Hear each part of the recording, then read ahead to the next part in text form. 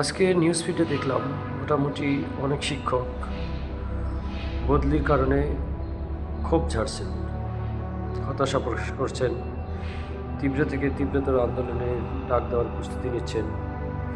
আমি আমাদের শ্রদ্ধেয় শিক্ষকদের প্রতি সম্মান রেখে বলতে চাই,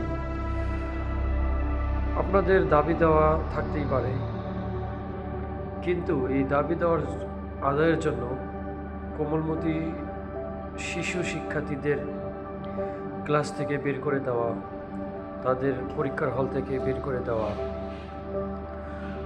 আপনারা সবাই জানেন যে সারা বছর প্রস্তুতি নেওয়ার পর একটা বার্ষিক পরীক্ষা একটা বাচ্চাদের জন্য কিন্তু অনেক কিছু, এটা একটা গার্জিয়ানদের জন্য অনেক টেনশনের।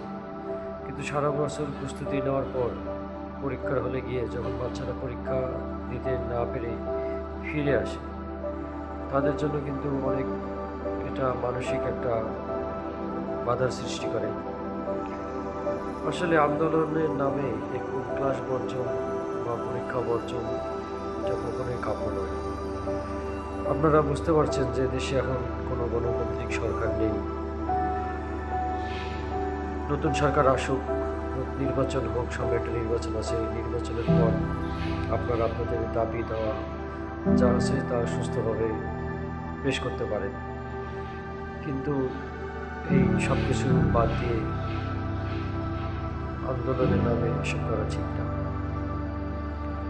আমার জানা মতে অনেক শান্তিপ্রিয় একটা জব আপনারা করছেন বাসা থেকে, নিজ এলাকায় থেকে, এবং অধিকাংশ শিক্ষকেই, আমার যদি ভুল না হয়ে থাকে, আপনারা শিক্ষকতার পাশাপাশি ছোটোখাটো অন্যান্য অর্থনৈতিক আয়ের সাথে জড়িত।